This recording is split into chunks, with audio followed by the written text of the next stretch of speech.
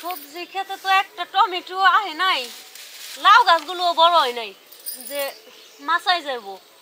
নুপুর, হ্যাঁ টমেটো তো গাললাম মাতবরের কাছে টেয়া নিয়া।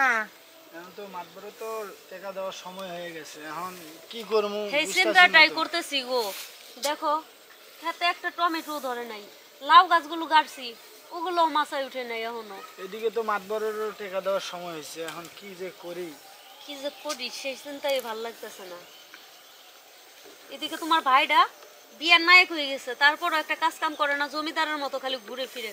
ও যদি কিছু কাজ কাম করতো তাহলে কিন্তু তোমার কাজ অনেক উপকার হইতো। এখন কি করবো, এখন অকালে মা মরে গেছে ছোট ভাইটা। ওই মাসুদ। জি মাতবর সাহেব। আসসালামু আলাইকুম। ওয়ালাইকুম আসসালাম।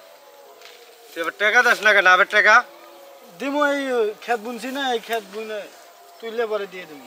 মাতবর সাহেব দেখেন, খেতে একটা টমেটো ধরে নাই, লাউ গাছও মাছায় উঠে নাই। মাতবর সাহেব আমাকে আরেকটা মাস সময় দেন, টাকা আপনার বাসায় নিয়ে দিন। না না, সময় না দেওয়া যাবে না। আর 1 মাসের কথা কয় 6 মাস হয়েছে, আর কেমনে সময় দেয়?